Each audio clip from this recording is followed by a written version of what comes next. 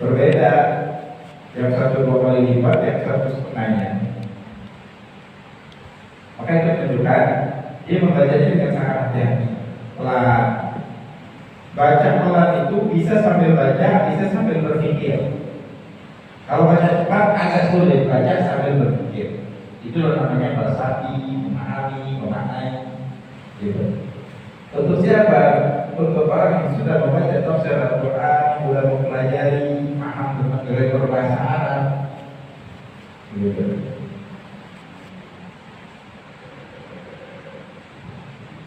Jadi kita belajar bahasa Arab, paham bahasa Arab, jangan kita bahasa Arab. Orang Arab sendiri yang dari lahir ngomongnya itu bahasanya. Kalau disuruh mengartikan Quran, kalau lagi nggak belajar tafsir, nggak apa-apa aku. Jangan orang Arab sekarang sahabat di zaman Nabi pasti nanya kepada Nabi tentang ayat Quran. Orang Arab, orang Arab. Nggak pernah kita. Orang yang nggak pernah kuliah di kedokteran, baca kitab kedokteran, surahnya jelas. Lo kan bisa baca, cuma maknanya berbeda dari kalimat. Ada istilah-istilah yang tidak pernah paham.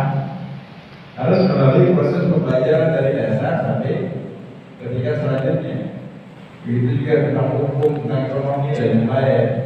Lain funnya, lain disiplin ilmunya. Kalau kita nggak punya metode dasarnya, kita nggak bisa paham. Apalagi kalau menurut yang di dalam Al-Quran itu sendiri, masyarakat Quraisy itu ditantang oleh Allah untuk mendatangkan satu ayat aja semisal Al-Quran. Mereka nggak bisa karena tingginya bahasanya, dalamnya pemahaman makna. Ya, baik.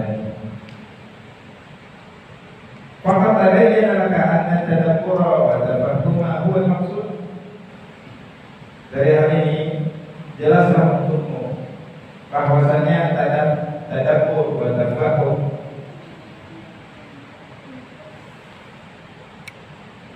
huwa al-maqsud, itu adalah tujuan.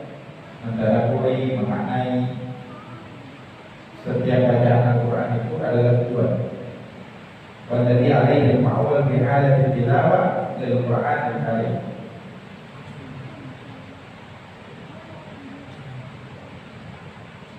Inilah yang menjadi acuan ketika membaca Al-Quran. Jadi manfaat terbesar itu ketika kita mengalahkan hati. Maksudnya, fa'alaika bihi rahimahullah, maka hendaklah engkau melaksanakannya, mengamalkannya. Qala Hasan al-Basri rahimahullah, Sayyidina Hasan al-Basri rahimahullah berkata, inna man kana qablakum fa'ahu hadzal Qur'ana rasamila ilaihi min rabbih. Sesungguhnya orang-orang yang sebelum kalian memandang Al-Quran ini adalah risalah kepada mereka dari Tuhan mereka. Risalah kepada mereka dari Tuhan mereka. Seperti surat, seperti wahyu yang diwahyukan kepada mereka langsung dari Allah. Jadi seperti ini pewahyuan langsung kepada diri. Begitu. Jadi ketika membacanya itu dengan seksama. Fakanu yatadabbarunaha bil-laili wa yatfaddunaha bin-nahar. Maka mereka mentadabburkan baca di malam hari dengan seksama, maknanya diperhatikan, dipahami. Wa yunfidunaha bin-nahar. Di siang hari mereka akan mempraktekkan, mengamalkan apa yang dia baca di malam hari. Jadi ini disebut gerak-geriknya itu selaras dengan Al-Quran. Karena ketika membaca benar-benar dipahami, di siang hari diamalkan, baca lagi, ngamalkan lagi, baca lagi, ngamalkan lagi, atau baca terus akhirnya pengamalan. Gerak-gerik ketika lakunya itu selaras dengan Al-Quran. Ya. Ini kalau kita cuma menggambarkannya kayaknya simpel ya, gimana ya guys seperti itu. Manfaatnya la yasir ala man yassarahu Allah. Hal tersebut akan menjadi gampang bagi orang-orang yang Allah berikan kegampanan, yang Allah berikan kemudahan untuk mengamalkan kita. Untuk kali ini menghadiri kajian tafsir Al-Quran Ulumul Tafsir menjadi satu modal besar untuk mempraktekkan hal ini, ya, untuk mendapatkan fadilah keutamaan tadabbur bertafakur ma'anil Al-Quran ketika membaca Al-Quran. Jadi bacaan kita jadi bacaan yang berkualitas, mendapatkan pahala daripada sekedar membaca tanpa makna. Wa kullama kana al-'abdu awsa'a ilman wa ma'rifatan billah. Dan ketika seorang hamba lebih luas kadar keilmuannya, ma'rifatnya kepada Allah, karena aktsar tadabbur Al-Quran, maka tadabburnya akan lebih dari yang lain untuk Al-Quran. Wa aqama fahman fihi, dan pemahamannya lebih besar di dalam Al-Quran. Walidzalika ittasa'a al-majal fi tadabbur Al-Quran wa fahmihi bil 'arifina billah. Oleh karena itu menjadi luas momentum untuk tadabbur Al-Quran, memahami Al-Quran untuk arifina billah, para al-arif billah, minal rasikhina, minal ulama'i ar-rasikhin, ulama-ulama yang mutamakin, yang kadar keilmuannya benar-benar kokoh.